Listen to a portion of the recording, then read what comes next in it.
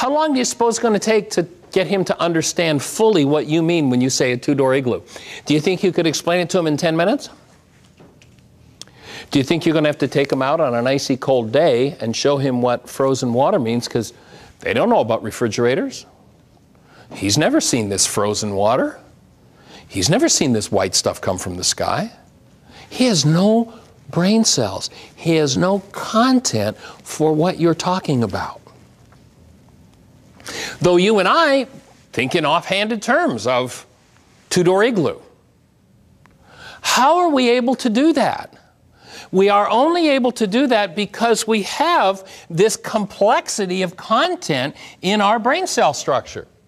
And so when we look at that two-door igloo, we take the content of our minds and we project that content into our brain's image of the igloo.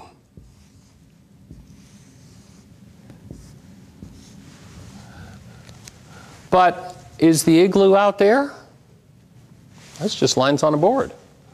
Where is the igloo in this experience? It's strictly in the brain cells of the person who's looking at the framework.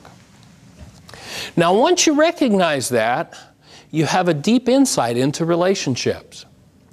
Because, you know, when you look at somebody and you have a classification for them that holds a lot of complexity about their, you know, what kind of things might be issues in relationships. They're cold, they're hard-hearted, they're angry, they're manipulative, they pick on me, and on and on and on and on and on. In order to have that kind of complex reality show up in your mind about another person, do you suppose that perhaps that other person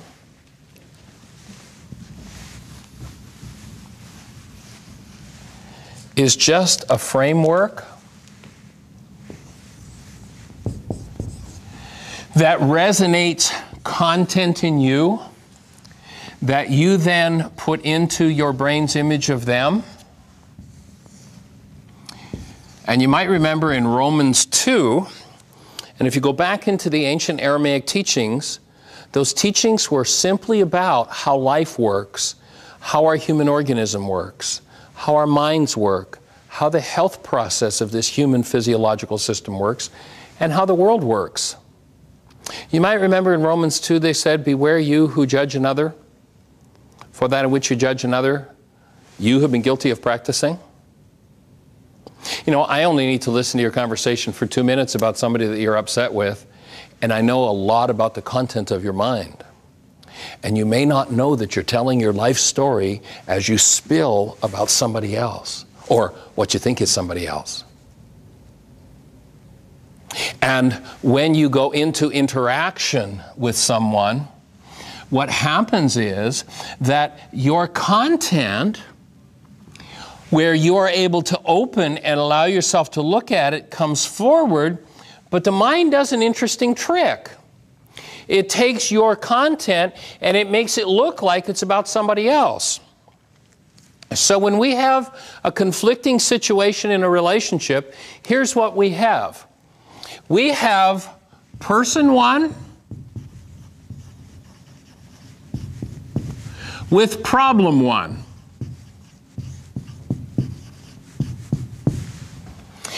Problem one comes from the mind of person one and is the content of person one, but it is projected into the brain's image of person two.